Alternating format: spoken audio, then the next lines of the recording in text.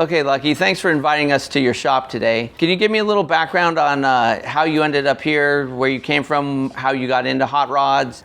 I got into hot rods about 25 years ago. I used to ride a Harley around a lot, and I moved to Los Angeles from Southern California. Grew up at the beach. And I got into hot rods, and I joined a car club and started playing with cars a lot. I was fascinated with working with metal because I was a carpenter at the time. So I just started playing around with metal. It was a different medium than wood, so I was fascinated by it. And then I opened up a shop later on, and it just kind of snowballed from there with hot rods. And you opened up a shop here in LA? Here in Burbank. My first shop was Old Crow Speed Shop. A friend of mine and I opened that up, and I was there for probably about 8 years. Then I went out on my own, opened up my own shop under my own name, and 3 shops later, I wound up here in this location. And so your attraction to the cars and the hot rods and stuff was more from a fabrication end. It was allure was steel and form and of that nature. It was 1930s Henry Ford metal. The shapes of the cars, that's where the allure came from. And I just fell in love with it, and I never turned back. I used to have customs, but they're different. They're big, and I liked hot rods better. It was just kind of in my blood from the start. Did you apprentice in any shops, or did you have any mentors that guided your way? No, I had no mentors. I started out as a carpenter, and I learned how to work with my hands. And when it came to metal, I'm pretty much self-taught with everything that I ever did. No one was around to help me. I didn't know any big names, and those guys like Bobby Walden is a good friend of mine now. Well, I do now, but I didn't at that time go, hey, Bobby, how do I do this? I wasn't that guy to ask questions. I was the guy to figure it out and do it myself. And through trial and error, I got to the point where I'm at now. And I'm still not, I would never call myself a great fabricator, but I can do some stuff, So you went through the break shit until you start fixing stuff way of learning your trade. Yeah, absolutely I did. Well, I'm self-taught. I teach myself. I get new tools around the shop, and I have to learn how to use it, Nowadays you can watch YouTube videos for stuff like that, but 20 years ago you couldn't. You just had to do it and figure it out. Right on. So the Stormin Bonneville car, tell us about where it came from and how we ended up with the car that's behind you. That story with the car originates from when I was at Old Crow Speed Shop. My partner at that time and I built a belly tank Bonneville car, land speed car. And we went out and we raced, for years. And then we started going to Bonneville.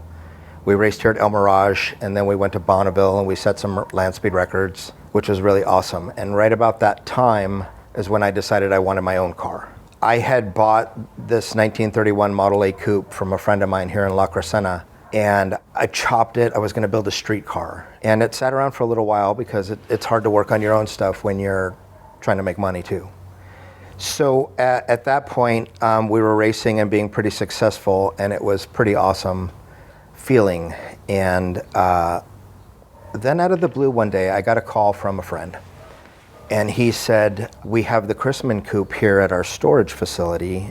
It just sold at auction, and you want to come see it? And he had known that was my favorite land speed car, history car, movie car, whatever you want to call it. So I went down to the storage facility here in North Hollywood, and I got a chance to look at it up close and personal. I got a chance to sit in it and touch it. It was pretty amazing. So literally that next day, I went back to my shop and I chopped my 31 Model A coupe. I decided at that point that I was going to build my race car as a tribute, an homage car to the Chrisman coupe. I wasn't trying to clone that car. It still exists, but I loved it so much that my car was going to be inspired by it. So that's what I did. I worked on it for a few years. Then I stopped because I realized I'd messed up. I built the chassis and I had the body on top, and the top was chopped, and I couldn't fit in the car. I needed to get my butt down between the rails. That's when I stopped working on the car because it became a bigger problem at that point, because I was working on it by myself. And it was a lot of work to rebuild the whole chassis at that point. So I stopped working on it. And that led into year after year of not working on it, and trying to make money working on cars. And then at some point during that whole adventure, I left that shop. And then it sat at my other shop outside in the weather and was just rusting away for years. It was sad. And because I'd left Old Crow, I promised myself I wasn't going to go back to Bonneville until I could bring my own car. And I didn't. And year after year went by, and I thought about Bonneville, and I couldn't go, basically. It was my own rule, self-imposed. And it finally got to a point where a friend of mine, it didn't force me to go to Bonneville, but he convinced me it was dumb not to. And I did. I went back to Bonneville without my car, and that's what started it all. I got back out on the salt, and I fell in love with every reason I used to love it. Bonneville Salt Flats kind of gets under your skin. The feeling, the history, everything that happens out there with the land speed racing and the need for speed, it gets under your skin. And all the workers, the tech guys, and the people that run SCTA were all my friends, and I hadn't seen them for a very long time. And that trip, we got back in the car to come home, and I told my buddy Tim, 1 year. Next year, I'm bringing my car. And at that point, it was still just rusty and not nowhere near complete by any means. And so that's what he did. And that's what Stormin Bonneville came to be. And then Piero stepped in and started filming the process. Yeah. So before we move into the process of finishing the car that you have behind you, could either one of you give us a quick history on, one, why Bonneville is so significant in the land speed racing world, and also with the Chrisman Coupe? Why are those two, what's the history that makes those two things so significant, not only to your car, but the sport in general? Bonneville is significant to me because when we started racing, I wasn't really familiar with the salt flats. I mean, you'd heard about it as a kid, and you knew that cars went fast out there, but the significance for me is when we got out there and what we were doing at the time. We were pretty successful with the racing that we did at that point. There was a few years where it was all trial and error. We didn't know what we were doing, and we were figuring stuff out. But when we got to Bonneville, there's a large history there. I don't even know what year they started racing out there. I think it was in the 40s. 49. Yeah, that's where the fast cars were. Hot rodding in Southern California became a big deal because we had the dry lakes right here, that the guys would go to work and they would drive their cars after work on the weekends, drive their cars out to the dry lakes, pull their windshields off and go racing. Hot rodding, the need for speed. Companies started popping up, the Edelbrocks, the Wyans, the Barney Navarros, because of the need for speed. These guys were the guys that started it, and they were trying to make their car go faster. They got a chance to go out on the weekends. Bonneville comes once a year, and Bonneville is longer, it's bigger, faster cars can go faster, try 7-10 miles. It's awesome. It's hard to explain until you go out there and feel it for yourself, because something happens. It's one of those things, once you get there, like, you could read about it all the time, but once you get there and you stand on that salt and you see those mountains that you've seen in the pictures from the 40s and 50s, like, you're there, and it's weird. It's like you're kind of on the moon, and so to speak, and it's just like, it's a whole different vibe, and instantly hooked. Like, now I want to go every year, and I have to go now because of the car, but it's like, if I just went to spectate that first time, I would still go every single year. If you're a true hot rodder, and I've been a hot rodder for a long time, and I've been procrastinating going, I regret it, because now it's like, I really look forward to it every year now, because it's so much fun. It's so pure. It's like real. That's the real deal out there. Like, that's where men become men, kind of deal. So where hot rodding, you're cool hot rod around town, it's cool, but until you go out on that salt and you push that thing as fast as it can go, that's what it's all about. Right. So it's in your sport, in your world, that's the proving ground. Like, most sports have this one thing that's all well and good. You've won this and you've done that, but it really doesn't mean a whole lot. And it would mean more to do okay at Bonneville than win these other things. And it's the ultimate proving ground. Well, literally, we showed up and we got rained out, hence storming Bonneville. But just the fact that we got that car built in such a short time, and we got it to roll off that trailer, and those tires touch that salt for the first time, That's it. Yeah. Like we got rained out. Oh well, but we made it. It didn't matter at that point. Yeah. And the fact that we got it loaded up on the trailer and started driving to Bonneville, nothing else mattered at that point. We were doing 17-hour days toward the end there. The paint on the numbering was still drying, literally, as we loaded it on the trailer. But yeah, once it rolled off onto the salt, that was the ultimate. And you can see in the show that you painted the car in the shop. Yeah. And it looks great. At 2 in the morning. It absolutely looks great. 2 in the morning. Yeah. 2 in the morning, we laid the first coat. I mean, you'd never know. Seeing it here today, you'd never know that it was painted in the shop other than I saw, the show. There's a lot of work into it. Let's just say. So before we dive too deep into Stormin Bonneville, how did you two connect and decide did you come in, hey, I want to video this thing, I want to document it, or did you come in as, I want to help build the car, and then decided you want to document?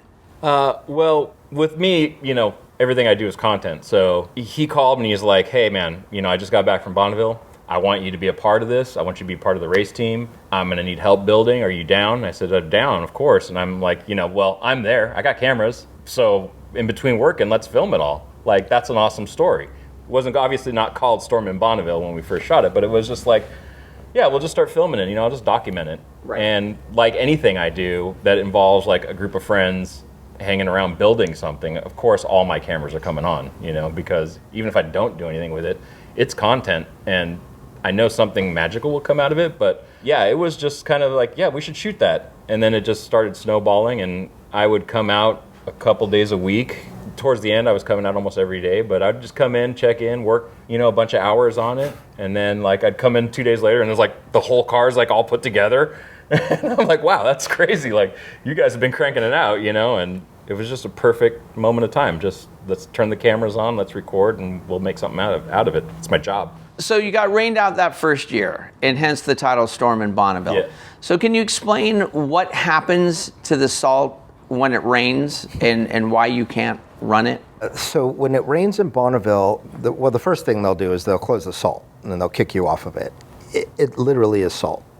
So it'll dissolve, and it'll get really slushy, like slushy snow. And the salt is only about 3 inches thick, the layer. And it's rock hard until it gets wet. And then it starts to get soft. Yeah, literally, cars can break through the ice, so they clear the salt. It's a big mess. They can't run the cars because it's too dangerous, too messy. In that trip, when we hit a monsoon, I knew that they were going to close the salt. And these guys, my son and Harrison and Piero, they'd never been to the salt. So I just wanted to get them there. I wanted to unload the car. I wanted to have that moment right away. And we couldn't. Yeah. So we just went to the hotel. I had to wait a whole nother day. But it didn't matter because we were so tired. And Right. Just nothing mattered at that point. But they did end up running that year. It just, the window moved and you guys had commitments back here in town that you couldn't make that window. Yes. In Bonneville, on the salt flats, it'll dry out really fast too. 80, 90 degree weather, it evaporates the water pretty quick. They decided they were going to start racing on Tuesday. So it just day after day, everybody's just kind of sitting, waiting around for racing to start. Unfortunately, in that trip, we had to leave on Monday. These guys have to get back to jobs and, everything. So, even if everything was golden, we wouldn't have been able to race because we had to go. So it's different with the salt. You have to run on top of it as opposed to El Mirage.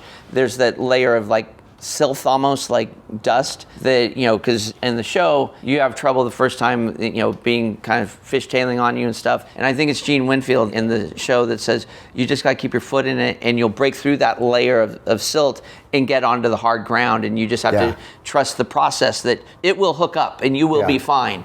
But with the salt, it's different. You can't break through to get to the hard ground. That's not what you want. You want to ride on top of the salt. Yeah, and I don't even know that they would run cars in those conditions. Well, it destroys the salt as well. Yeah. The bed itself. I don't have a lot of experience actually racing, but I have a lot of experience being there and being part of a crew and racing. But no one ever told me it was as rough as it was.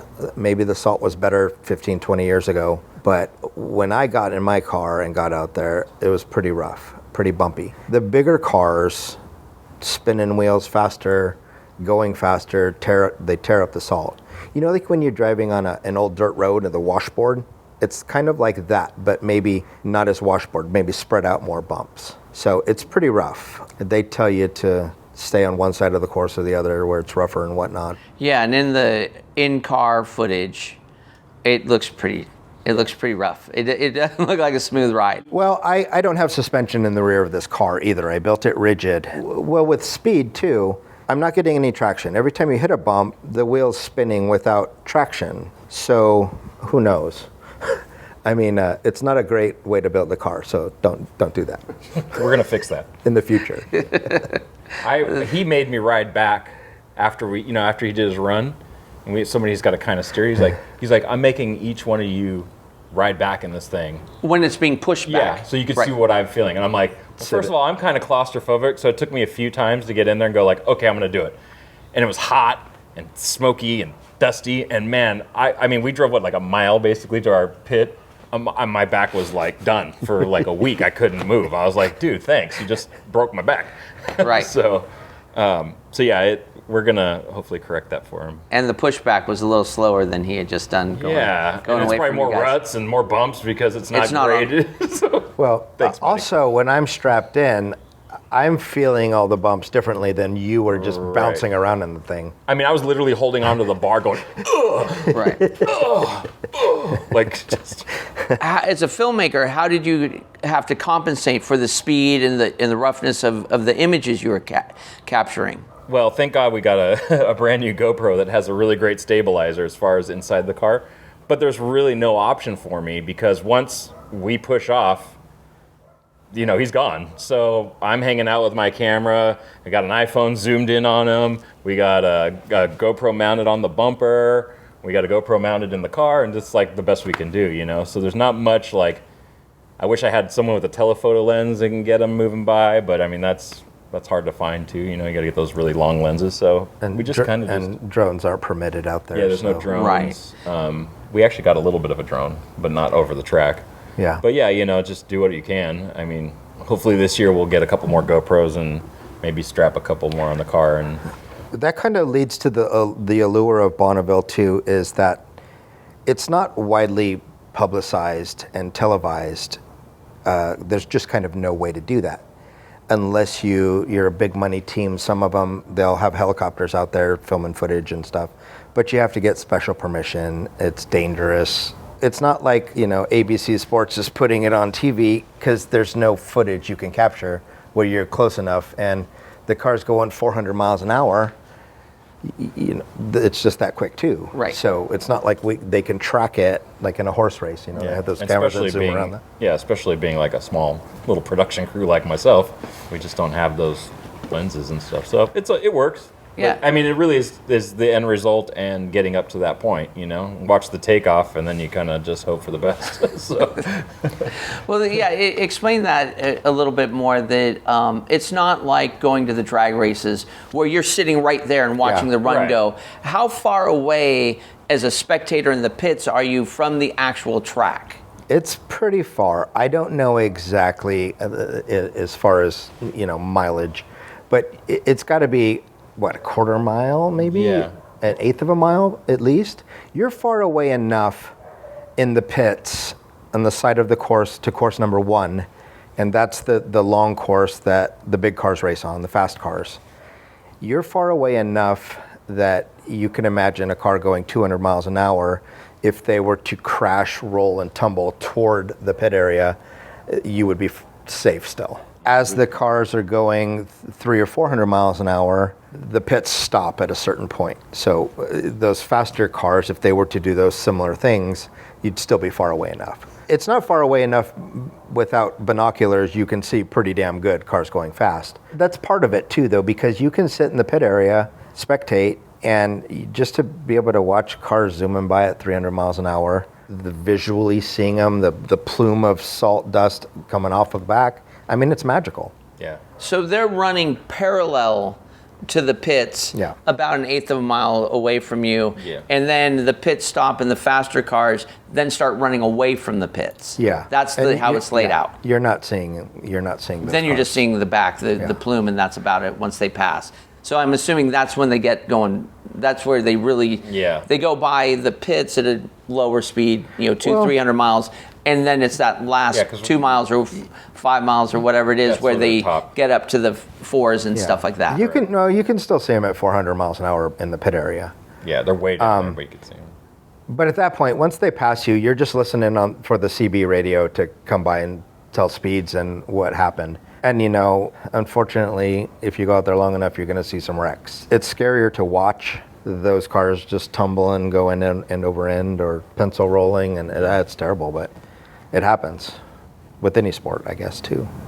Yeah, it's pretty gnarly. So even in the pits to film, what were the challenges you came across? You're basically standing on this giant reflective surface that, so how did you have to do anything special? No, come up really, with any tricks? Just good filter, ND filters and stuff. And once we're under the tent most of the time anyway, so you're not kind of getting that glare. But as far as just even having the car out and you just got to kick everything down to where it's not super bright. But when you're there, it's not as bright as being like on a white floor. And the great thing about Bonneville is you can't shoot a bad picture there. Like you hit sunset and start shooting some photos and some video, it's just magical. Like you don't even have to you could be on just generic settings and it's still like the most awesome thing ever. So. Sunrises and sunsets on the salt, or in the dry lakes for that matter too. Yeah. It's pretty amazing. All right, since we're talking about images of the car, static images, explain to us the significance of being on the cover of Rodder's Journal. Oh man, being on the cover of Rodder's Journal. Being on the cover of a magazine it's very humbling to be recognized for something you did. When I set out to build this car 25 years ago, I just had a picture in my head, and that picture never changed.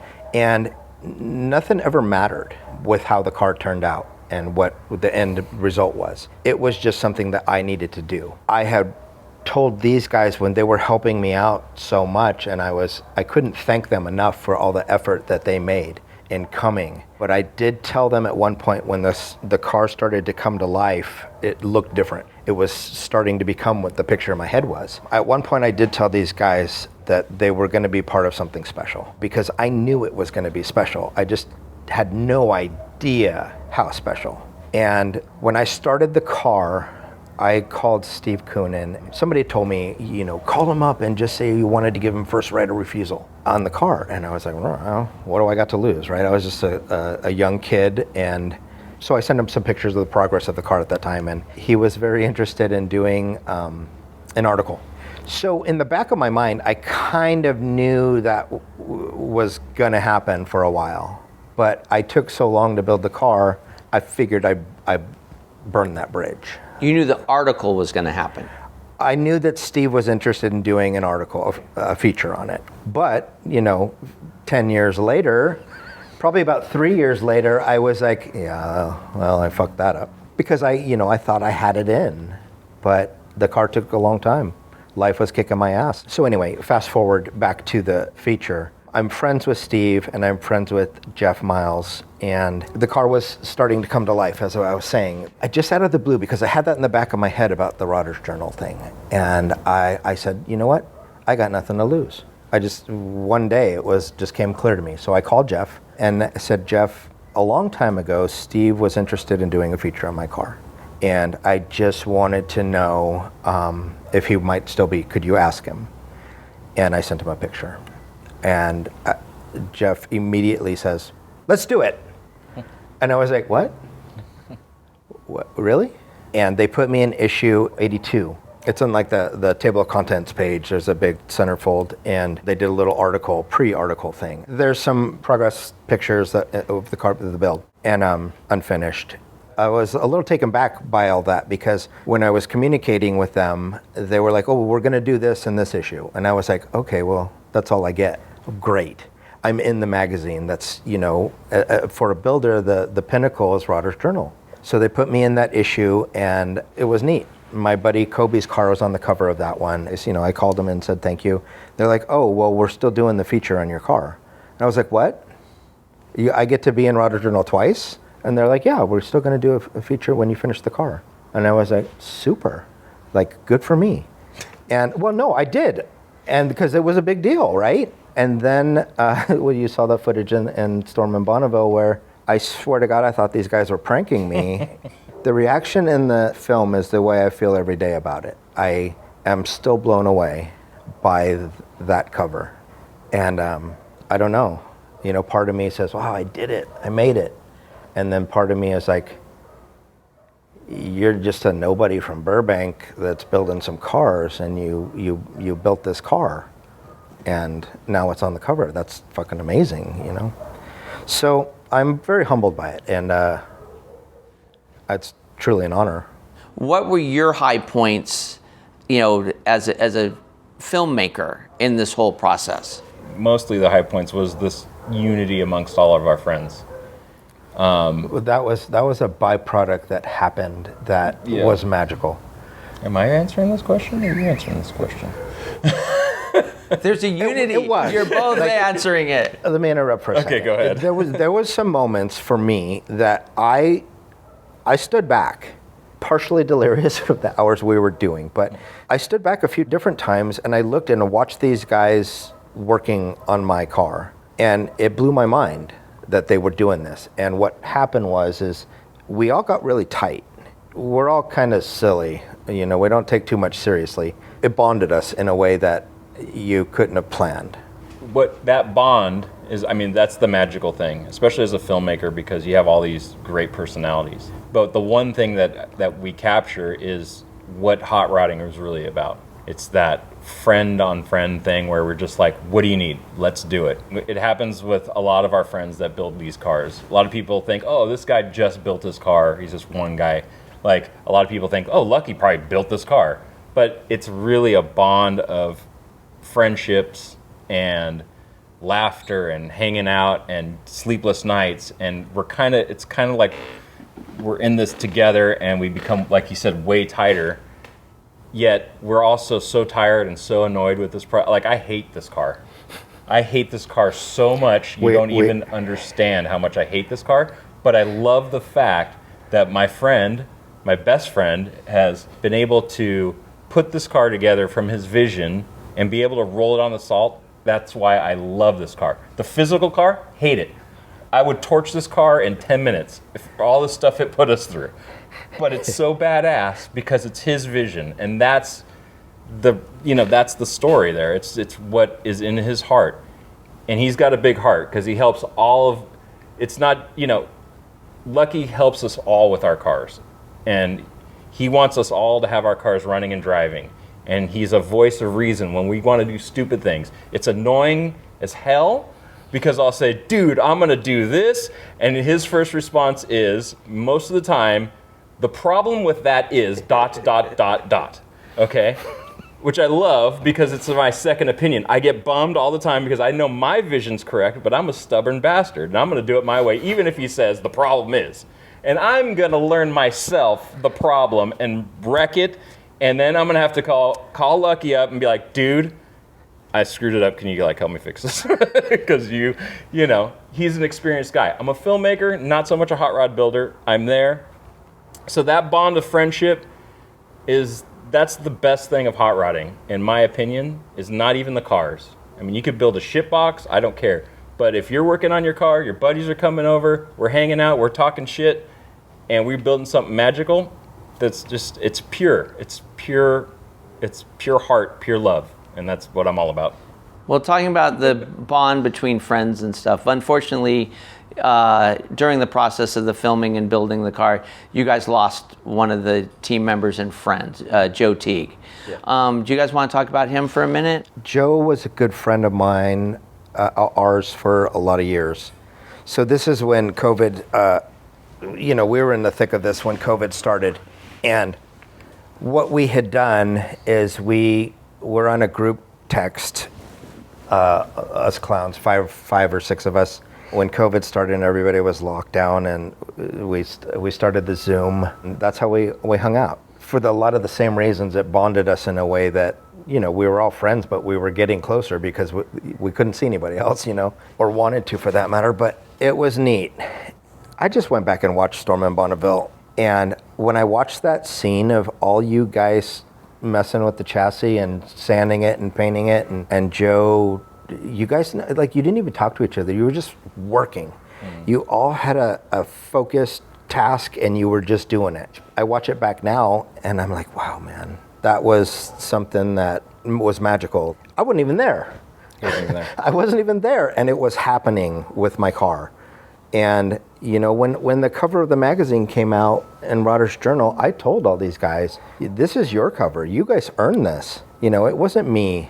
Just because it's my car didn't mean I earned that. We all did. It was a joint brotherhood that made it happen, which is what hot rodding is about, or should be about for that matter. So is that one of the high points of the filmmaker, that you were, unfortunately with Joe's passing, that you were able to capture that, and you guys, you know, you don't know this when you're doing it. He was a really great guy, and I miss him dearly, but yeah, it was one of those things that was really hard to edit. Like, yeah, I'm glad we had him for as long as we did. He comes back to us in many weird ways, and we know he's watching us, and you know, he lived his time. He was a great guy, and he's, you know, his spirit lives on with us, you know, and we have fond memories of him, and I love him and think about him all the time. But yeah, you know, he's in a better place, because it's got to be better than this place, right? Yeah. He got the hell out when He got the hell out at the right time. You know, While the getting was good. Yeah, yes. So we left both you guys basically at Bonneville on the Salt in 2020. And now it's 2022. What have you guys been doing in between then and now, you know, as far as cars, as far as films, cars and films? I don't know, maybe you're doing films too. What's been going on with the car for the last couple of years is we've been dancing around a bad motor and trying to go out there and race it and not having very much luck with it. And it's been essentially pissing me off for the last few years, this engine in this car. So basically, this year, what we're about to break down into doing is pulling the whole front end apart. Nothing's easy about this car, the way we built it, the way I saw it in my head. If I had saw it differently, it would have made it a lot easier to redo stuff. But Hence anyway, why I hate the car. Anyway, the motor's coming out. I'm going to rebuild it. I have another block sitting over here, and we're going to build a couple motors at the same time. I'm going to do all the work myself so I know exactly what's going on with the engine. And fast forward to this year on the Salt, I'll know where we're at and what we're doing. Because right now I'm just guessing. And we go out there and we try to make a few changes. And that's part of the racing, part of trying to go faster with what you have. And we did that pretty good one year, but we're being held up on some poor stuff that's going on in the motor. So I'm going to correct all that. We're adding suspension to the car this year in the rear, so I don't lose a kidney this year out there. And we're going to hope to go faster, but I'm optimistic about doing better than we have been doing. We're just barely breaking over 100 right now, and it's good enough, but the motors had problems. When I started this car, the record was 136 and some change. So that number, fast forward 18 years or whatever, that number is the number that's stuck in my head. So I kind of thought that we'd be doing that already, and we're not.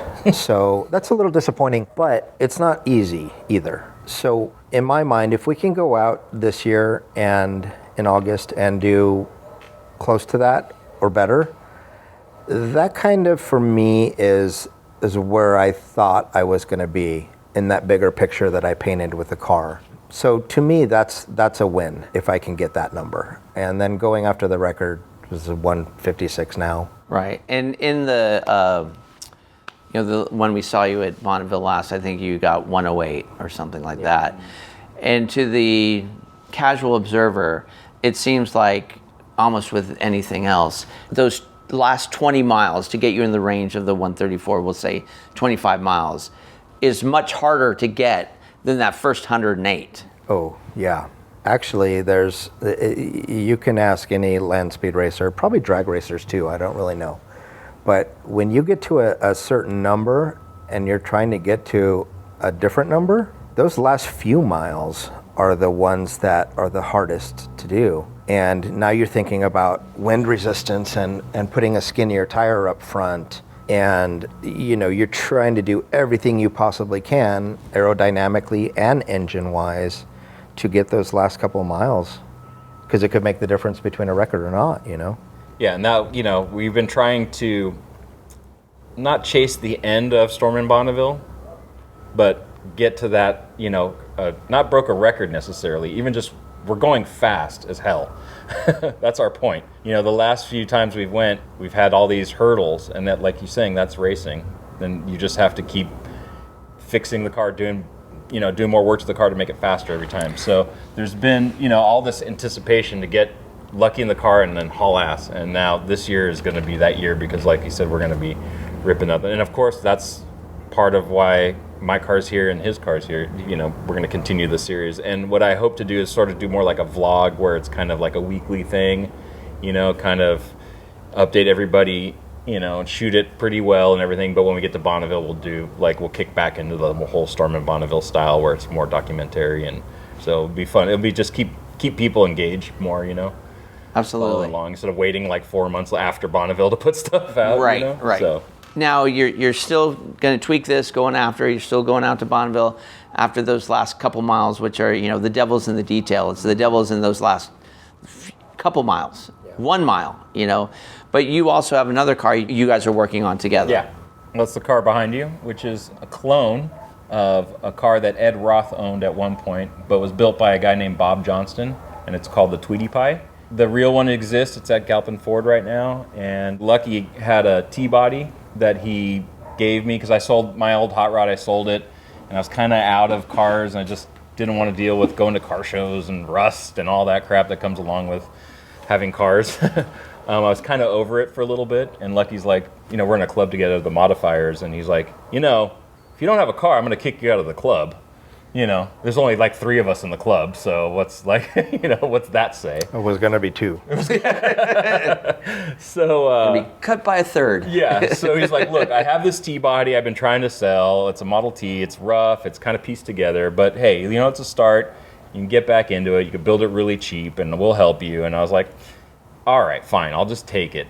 I'll just put it in my garage and stare at it, and if I want to get to it. But hot rodders, anything that's remotely cool sitting in my garage, I start going, oh, I wonder what kind of tires I could put on that. Oh, it would be cool if I get a nail head or if I put a Cadillac in it. Then all of a sudden, I'm super obsessed. I get obsessed over cars very easily. And then, so my thought was I'll build this little Tweedy Pie kind of vibe with maybe a little truck bed on it, because Tweedy Pie by far is one of my favorite cars, one of my favorite T-buckets. And so, I was just kind of gonna do that. And then I went over to Bobby Walden's, and I found in the back a set of 32 Ford frame rails, which Tweedy Pie had underneath it. And to build a T-bucket on 32 frame rails is kind of lame. Why would you do that? The frame rails cost more than the body, and they're really expensive. So, but these happen to be cut exactly where Tweedy Pie was cut and shortened. And I go into Bobby's and I said, hey man, what's up with those 32 rails back there? And he's like, just get those things out of there. Somebody gave them to me. I don't need them. I was just going to use them for parts or whatever. And so then that moment I was like, oh my God, I'm totally going to clone Tweedy Pie. It's my favorite car. I was going to use a small block. I was going to use these wheels anyways on my car. I might as well just build a clone of it. And then Filmmaker kicks in and is like, well, okay, I got access to the real car whenever I want it. I have all my friends around that will help me build it. I have great partners that we deal with the race car, like Stromberg and Offenhauser, and maybe they'll kick in, and I'll do what I do. I'll do a documentary about it, and that's where it just kind of started. And it just was like, okay, now I'm super obsessed with the car. I'm finding out all information. I found the stepson of Bob Johnston, who was there with the car being built in Anaheim in 1959. He was 14 years old, and it was built with his stepfather and his mother and his brother. I found him. He flew in. I got to interview him with the car, and then it just started to snowball. So in 2005, I think it was, I did a film called The Car That Ate My Brain, and it was with Von Franco, and he was building a clone of the famous Kooky car. He was doing the first version of the Kooky car, and that did really well. It was, we had all this cool footage and everything, and so I was like, well, I'll call it The Car That Ate My Brain 2, which is cool because this car also showed with the Kooky car in its state that I'm building it in. So it kind of all just ties together, you know. It was actually supposed to be Kookie's car in 77 Sunset Strip, but Bob Johnson didn't want actors driving the car, so it went to Norm Grabowski. So it was almost the Kookie car. So there's this great tie-in, so I called it The Car That Ate My Brain 2, and I just been filming and documenting, and I interviewed a couple of the original owners, and they were telling me like, man, you found details of the car that I was there and I didn't even notice, you know, like certain parts that Bob Johnson built. So yeah, I started cloning it and doing the documentary series. Bob Johnson was the first guy to own it. Then Ed Roth bought it and changed it up a little bit, and it became Ed Roth's car. Then it became a model kit through Ed Roth, and it sold 11 million models. So a lot of these old timers are looking at it like, oh my God, that's so cool you're doing. Even though the original one still exists, it sits in a museum at Galpin. And a lot of the old timers like this version better, which is a little bit tamer. It's got more paint, less chrome. It's kind of a little stripped down more. So I decided to do this version because it's the cheapest. You know, it has polished aluminum valve covers, and it does regular carburetors, not chrome carburetors, which are $800 a piece. So I saved a lot of money that way. But it's getting a lot of great responses. People are enjoying the series because it's a car that people are like, oh, I can't believe no one's ever cloned that before. You know, the Kookie car has, you know, thousands of clones of it, even though it exists. And, you know, it's funny because Lucky sort of built a tribute car, and we're building an actual, I mean, this thing is probably 98% accurate. And to tie back to Joe, I put out in our group chat, hey, does anybody have a 34 commercial truck grill or know where I can get one? Because that's what this had. And Joe raised his hand. He says, dude, I got one. It's yours, bro. So that week I went to his house. You know, I waited for him at his driveway, and he came rolling up. I thought he was going to pull up in a cool car. He comes walking up, and I'm like, dude, what? Okay. So he walks up, and he's like, yeah, let's go to the trailer. I follow him into the trailer, and this is so hard for me to edit because this is probably maybe even one of the last times we hung out. And he goes in the trailer, he pulls his trailer down, he goes, here's my grill. I've had this for 17 years. It came off my 34 truck. It's a little beat up, but it's yours. And I got chills now thinking of that. But at that time, I was like, you know what, buddy, thanks. That's so awesome. And he's like, I love you. You know, it's great. This is for your car. It's family. But I didn't know how important that grill is now to me. It's in front of the car. It's leading the way. Like, I think literally if I ever sell this car, I'm changing the grill out, and that's going on my wall, you know, which I doubt I'll ever do. The reason why it's green of all colors is that I had the car all sandblasted and I want to throw epoxy primer on it. And our buddy Harrison, who was working on one of Joe's cars when he passed, said, hey, Joe gave me a gallon of this green paint that we were going to paint as custom. I think it's fitting that we paint your car with that. So we ended up using that paint as well. You know, it was literally like months before he passed away that he bought that can of paint.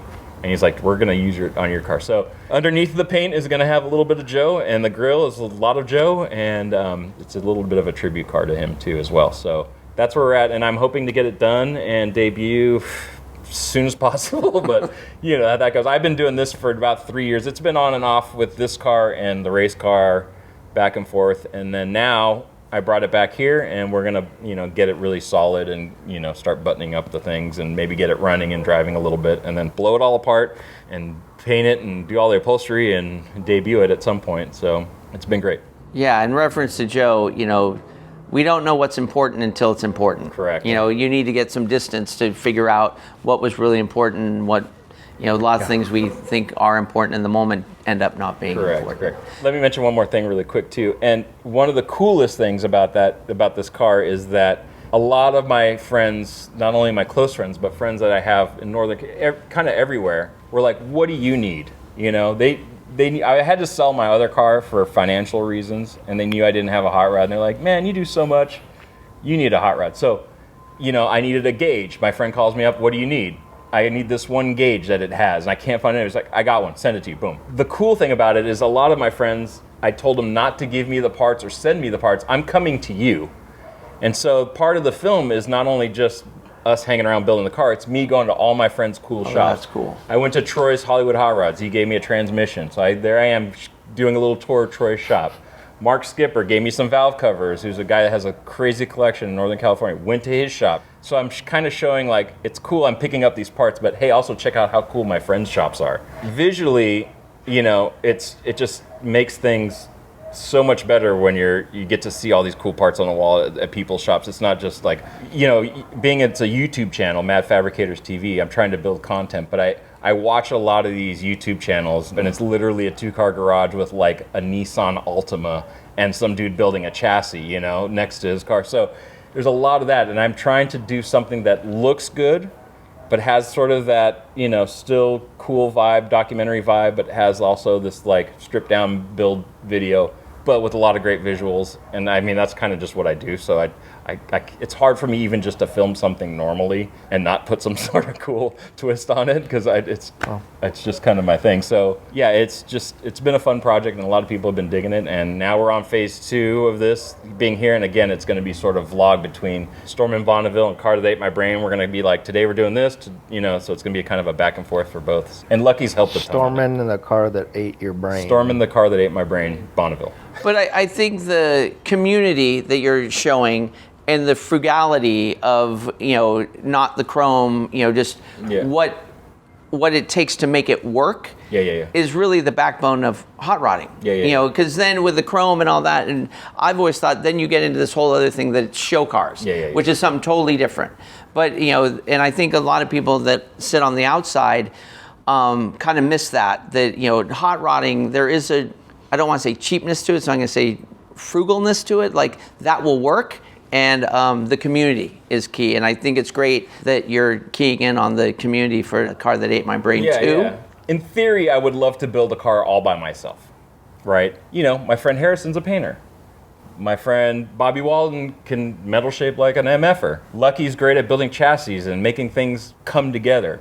I mean, I'm sorry, YouTube community, but damn, you guys are some mean people on YouTube. I mean, they were like saying like, well, you're always behind, like, when are you going to do work on the car? And I'm like, I'm holding a camera. Like, I do work, but it's not, so I had to even step in front of the camera more and show people, yeah, look, I'm welding. Like, okay, I could do it too. People think like, if you're not doing it, or you ask someone else to help, like, why aren't you welding it? Why is Lucky doing all the welding? Well, Lucky's a little bit better at than it. me. Like, yeah. Calm down. Yeah. So anyways, I tried to build it, but fortunately I have great friends that do a lot better than I do, and they're faster, and that's where like I'm gonna use my resources to the best of my ability. 100%. Yeah. 100%. And so screw you of all that think that everything can be built by yourselves. But yeah, that's where we're at. And so I think 2022, we're going to definitely have some great milestones and some great content to watch. And to circle back, I'm also excited about the Automoto Film Festival and the website and everything that you guys are all putting on. I think it's a great concept, and I think much success will happen for showing us filmmakers do what we do. And car builders. Yeah, he's all and right. car building filmmakers. Whoever, whatever we do. But yeah, we appreciate you guys and bringing the film community together. And I think we're going to see a lot of cool stuff through the film festival.